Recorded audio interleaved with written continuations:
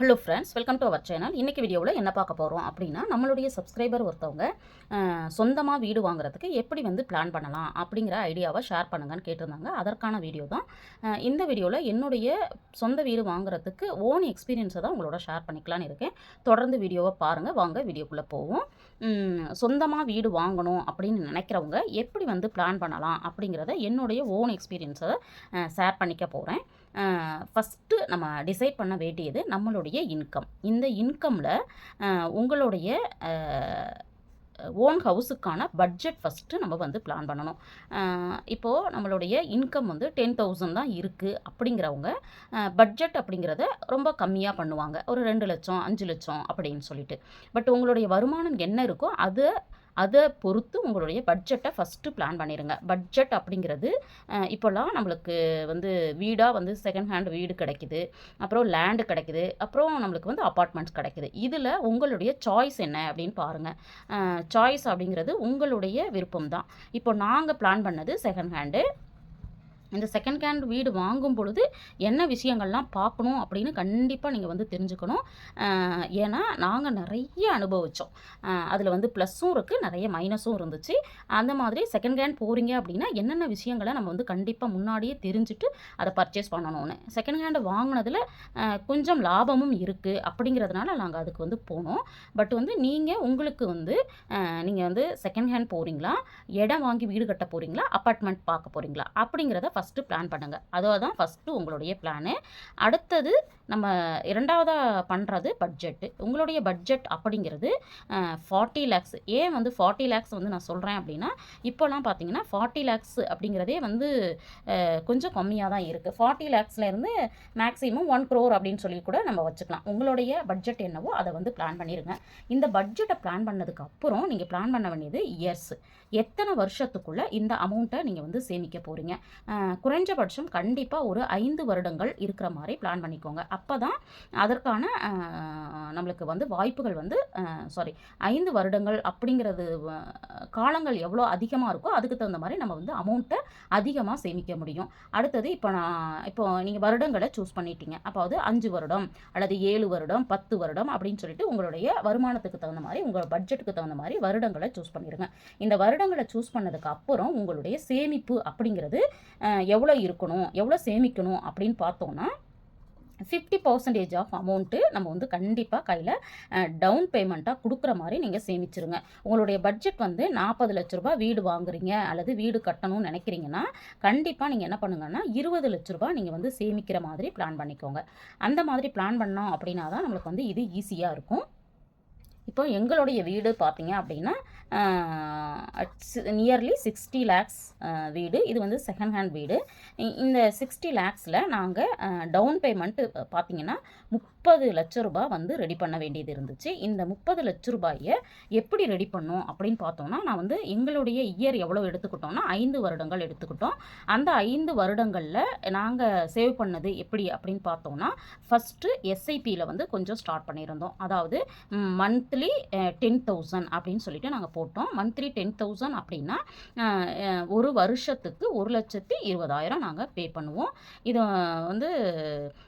இதை வந்து நாங்கள் எவ்வளோ வருஷம் கட்டணும் அப்படின்னு பார்த்தீங்கன்னா, நான் முதல்ல சொன்ன மாதிரி 5 வருஷம் தான் கட்டணும். ஆனால் அதுக்கப்புறமும் கட்டியிருந்தோன்னா நம்மளுக்கு வந்து பெனிஃபிட் ஜாஸ்தி அப்படிங்கிறது. ஆனால் எங்களுக்கு வந்து ஃபண்டு தேவைப்படுது அப்படிங்கிறதுனால நாங்கள் வந்து எடுத்துட்டோம். ஆனால் நம்ம வந்து எஸ்ஐபியில் போடும் பொழுது இந்த பணம் வந்து மைனஸ் ஆகிறதுக்கும் வாய்ப்புகள் இருக்குது. உங்களுக்கு ஓகே மைனஸ் ஆகுமா ப்ளஸ் ஆகுமா, ஆனால் பெனிஃபிட்ஸ் வந்து இதில் வந்து நம்மளுக்கு வந்து 12% வந்து இன்ட்ரெஸ்ட் கிடைக்கிறதுக்கு, 12லேருந்து 15% வரைக்கும் நம்மளுக்கு வந்து ரிட்டர்ன் கிடைக்கிறதுக்கு வாய்ப்புகள் இருக்குது இல்லைங்களா. அதனால் நாங்கள் வந்து துணிஞ்சு என்ன பண்ணிட்டோம் அப்படின்னா இதில் போட்டுட்டோம். ஆனால் அவங்களுமே என்ன சொல்கிறாங்க அப்படின்னா, ஒரு 3 இயர்ஸ்க்கு அப்புறம் நீங்கள் வந்து இந்த பணத்தை எடுக்க போகிறீங்க அப்படின்னா கொஞ்சம் பயப்படாமல் இதில் வந்து போடலாம் அப்படின்னு. இது வந்து ஷேர் மார்க்கெட் அப்படிங்கிறதுனால கொஞ்சம் பயம் இருந்துச்சு. இருந்தாலும் எனக்கு வந்து இந்த கொரோனா பீரியடில் இந்த ஃபண்டு வந்து கொஞ்சம் கீழே இறங்கி இருந்துச்சு. ஆனால் கொரோனா பீரியட் முடிஞ்சு அதுக்கப்புறம் நார்மலைஸ் ஆகி கொஞ்சம் இன்க்ரீஸ் ஆகிருச்சு. 5 வருஷம் கழித்து நான் கட்டியிருந்த அமௌண்ட்டு பார்த்தீங்கன்னா,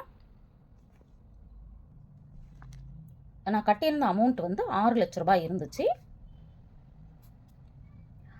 இதில் வந்து நம்மளுக்கு வந்து இன்ட்ரெஸ்ட்டு ரிட்டர்ன் எவ்வளோ கிடச்சதுன்னு பார்த்தீங்கன்னா 8 லட்ச ரூபா கிடச்சிது.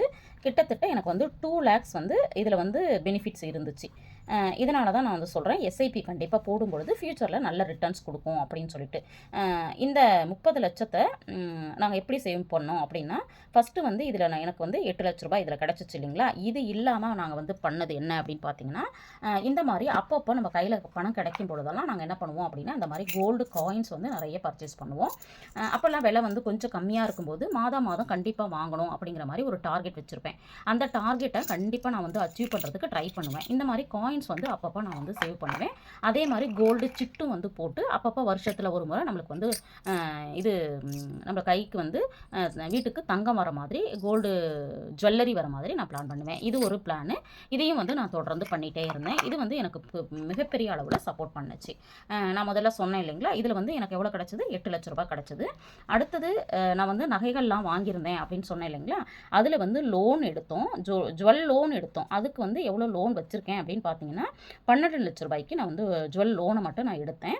இது வந்து சரியா தவறா அப்படின்னு எனக்கு தெரியலை. பட் வந்து நான் செஞ்ச பிளானை உங்களோட சொல்கிறேன். ஆனால் நீங்கள் வந்து உங்களுக்கு தகுந்த மாதிரி நீங்கள் பிளானை பண்ணிக்கோங்க.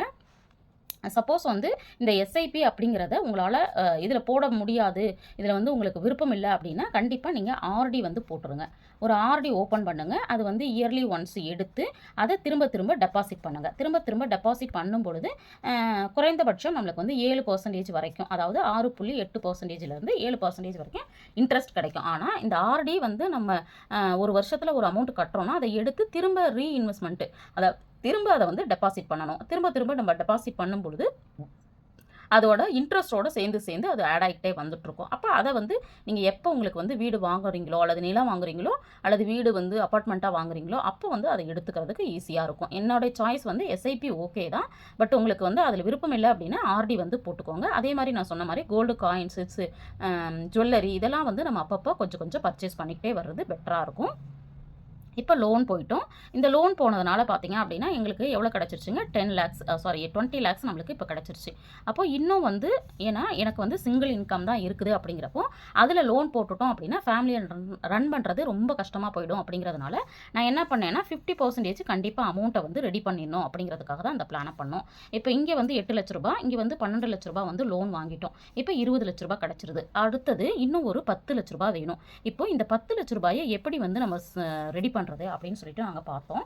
அப்போ பார்க்கும்பொழுது எங்களுக்கு தோணுன ஐடியா என்ன அப்படின்னு பார்த்தோம்னா, கையில் வந்து நகைகள் வந்து கொஞ்சம் இருந்துச்சு. இந்த நகைகளை வந்து நம்ம சேல் பண்ணிடலாம் அப்படின்னு சொல்லிட்டு பிளான் பண்ணோம். அந்த நகைகள் வந்து சேல் பண்ணும் பொழுது எங்களுக்கு கிட்டத்தட்ட ஒரு 10 லட்ச ரூபாய் கிடைக்கணும் அப்படின்னா எவ்வளோ கோல்டை வந்து சேல் பண்ணால் நம்மளுக்கு வந்து 10 லட்ச ரூபாய் கிடைக்கும் அப்படின்னு சொல்லிட்டு நாங்கள் வந்து 15 வருடமாக நம்ம வந்து சேமிச்சிட்ருக்கோம் இல்லைங்களா. அதில் நம்மளுக்கு பழைய நகைகள், உடைந்த நகைகள், அப்புறம் வந்து இல்லை இது வேண்டாம், ரொம்ப பழைய ஓல்டு ஃபேஷன் ஆகிடுச்சு, இதை வந்து நம்ம சேஞ்ச் பண்ணிடலாம் அப்படிங்கிற நகைகள், இது எல்லாத்தையும் சேர்த்து பார்த்தீங்க அப்படின்னா குறிப்பிட்ட அளவு, அதாவது 10 லேக்ஸ் வரணும் அப்படின்னா எவ்வளோ தங்கத்தை வந்து சேல் பண்ணால் சரியாக இருக்கும் அப்படின்னு சொல்லிட்டு நாங்கள் வந்து சேல் பண்ணிட்டோம். இதில் வந்து ஒரு 10 லட்ச ரூபாய், அப்போது 20 + 10 நம்மளுக்கு வந்து 30 லட்ச ரூபாய் கிடச்சிருச்சு. இந்த 30 லட்ச ரூபாயை ஃபுல்லாக டவுன் பேமெண்ட்டாக கொடுத்துட்டு மீதி 50% வந்து லோன் எடுத்துட்டோம், ஹோம் லோன் எடுத்திருக்கோம். இந்த ஹோம் லோன் எங்கே எடுத்திருக்கோம் அப்படின்னு பார்த்தோன்னா எஸ்பிஐயில். ஏன்னா ஸ்டேட் பேங்க்கில் எடுக்கும் பொழுது நம்ம லேடிஸ்க்கு வந்து 0.5% வந்து நம்மளுக்கு வந்து டிஸ்கவுண்ட் உண்டு. அதனால் இதில் வந்து நம்மளுக்கு நீங்கள் நினைக்கலாம் 0.5ல் என்ன பெருசாக வந்துட போகுது அப்படின்னு நீங்கள் நினைக்கலாம். பட் இதில் வந்து இப்போ ஒரு கணிசமான அமௌண்ட் வந்து நம்மளுக்கு வந்து சேவ் ஆணுச்சு. அதனால மேக்ஸிமம் நீங்கள் வந்து இடம் வாங்குறீங்க, லோன் வாங்குறீங்க, அல்லது வந்து இந்த மாதிரி ஏதாவது விஷயங்கள் செய்கிறீங்க அப்படின்னா பெண்கள் பேரில் பண்ணும்பொழுது நம்மளுக்கு வந்து டிஸ்கவுண்ட்டு, ஒரு பெனிஃபிட்ஸு இதெல்லாமே இருக்குது. இப்படி தான் நான் பிளான் பண்ணி 50% லோனு, 50% ஃபண்டு ரெடி பண்ணி நான் வந்து ஓன் ஹவுஸு இப்போதைக்கு நான் வந்து ஒரு 2 இயர்ஸ் பிஃபோராக நான் வாங்கினேன். அது இல்லாமல் பார்த்தீங்கன்னா இப்போ நான் என்ன பண்ணியிருக்கேன்னா, இந்த 30 லட்ச ரூபாய் லோனை நான் எவ்வளோ வருடங்கள் போட்டேன் அப்படின்னு பார்த்தீங்கன்னா 20 இயர்ஸ் போட்டேன். ஆனால் அந்த 20 இயர்ஸை இப்போ நான் எவ்வளோவா குறைச்சிருக்கேன்னா அப்படியே 50% குறைச்சிட்டேன். அதாவது 20 இயர்ஸ் கட்ட வேண்டிய இஎம்ஐயை நான் 10 வருஷத்துக்குள்ளே கட்டுற மாதிரி பிளான் பண்ணிட்டேன். 10 இயர்ஸ்க்குள்ளே கட்டுற மாதிரி பிளான் பண்ணிட்டேன்.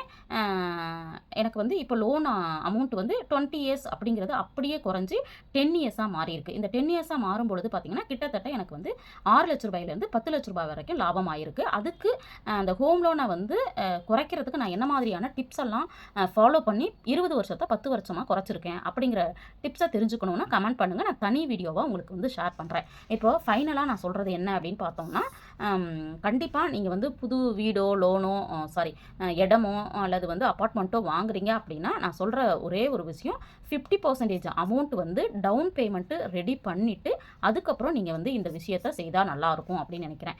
ஃபஸ்ட்டு ஆர்டி போடுங்க. ஆர்டியை வந்து கன்வெர்ட் பண்ணி டெபாசிட் பண்ணுங்கள். டெபாசிட் பண்ணதுக்கு அப்புறம் நம்ம செய்ய வேண்டியது கோல்டு காயின்ஸு, அப்புறம் கோல்டு ஜுவல்லரிஸு இதெல்லாம் இருந்துச்சு அப்படின்னா நம்ம வந்து கண்டிப்பாக நம்ம வந்து வாங்கிட முடியும்.